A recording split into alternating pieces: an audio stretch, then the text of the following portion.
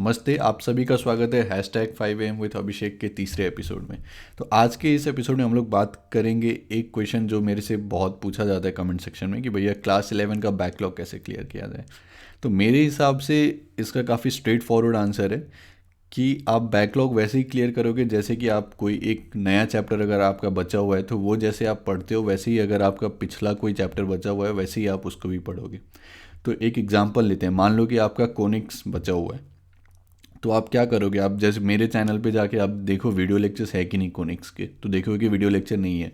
तो इसके बाद फिर जो चैनल मैंने सजेस्ट किया है जैसे कि मोहित त्यागी का चैनल, तो वहाँ पर जाके आप लोग देखो वीडियो लेक्चर है कि नहीं कोनिक्स का, तो वहाँ पर ऑब्वियसली है, पूरा सिलेबस का है तो कोनिक्स का भी होगा वहाँ पर।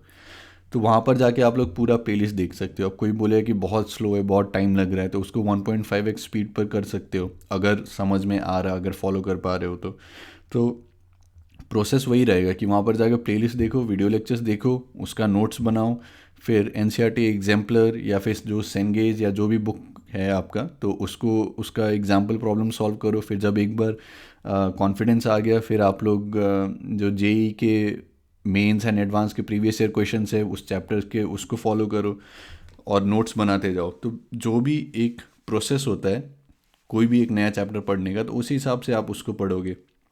कोई इसमें शॉर्टकट मेरे हिसाब से नहीं होना चाहिए कि आप 10 मिनट में कोई रिवीजन वीडियो देख लिया और फिर उसी के भरोसे चले गए, तो वो नहीं होना चाहिए।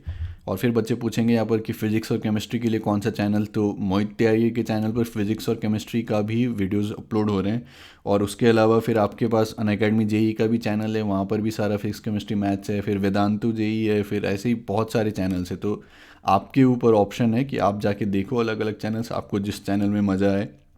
मैंने पर्टिकुलरली बस वही मोहित त्यागी का वीडियोस देखा है, तो मेरे को वो काफ़ी अच्छे लगे हैं, तो इसलिए मैं वो रिकमेंड करता हूँ।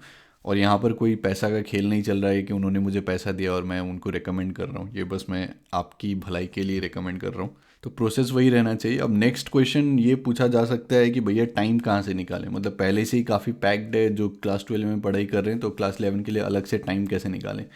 तो मेरा सजेशन इसमें ये रहेगा कि आप लोग जो भी जेई का सिलेबस है तो उसको क्लास 11 और क्लास 12 के हिसाब से करके मत देखो, उसको एज आप लोग डिफरेंट सेक्शंस के हिसाब से देखो। जैसे कि कैलकुलस एक सेक्शन हो गया, कोनिक्स एक सेक्शन हो गया, एल्जेब्रा एक सेक्शन हो गया, प्रोबेबिलिटी एक सेक्शन हो गया, फिर जो मैथमेटिकल रीजनिंग ये सब है वो एक सेक्शन हो गया। तो ऐसे अलग अलग सेक्शन में देखो और फिर उसमें देखो कि आपका कौन सा सेक्शन बचा हुआ है और उसको जाके कंप्लीट करते रहो। तो पूरा एक सिलेबस की तरह देखो और सिलेबस में देखो कि आपका जो भी बचा हुआ है उसको आपको कंप्लीट करना है। तो अब वो चाहे क्लास 11 हो चाहे क्लास 12 हो, उससे फ़र्क नहीं पड़ना चाहिए। तो मेरा सजेशन वही रहेगा। और प्रोसेस जैसे कि मैंने बताया, जाके वीडियो लेक्चर्स देखो, नोट्स बनाओ, क्वेश्चन सॉल्व करो, जेई मेन जेई एडवांस के उस चैप्टर से जो भी पूछे गए हैं, और फिर आगे बढ़ते जाओ।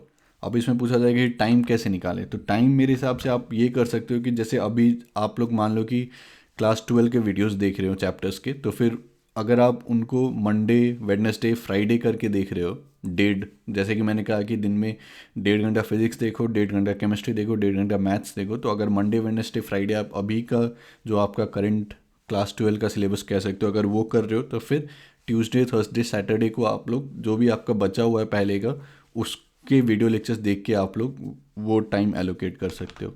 तो ऑब्वियसली अगर ये जो पूरा सिलेबस डिज़ाइन किया गया है ये 2 साल दिमाग में रख के किया गया है कि 2 साल में बच्चा इसका तैयारी करेगा, लेकिन अगर आप 2 साल से 1 साल में करना चाहते हो तो ऑब्वियसली आपको थोड़ा सा मेहनत ज़्यादा करना पड़ेगा, लेकिन आप ऑब्वियसली कर सकते हो। मतलब 1 साल काफ़ी इनफ टाइम होता है, तो अगर आप पूरा लगा दोगे अच्छे से तब फिर आप कर सकते हो।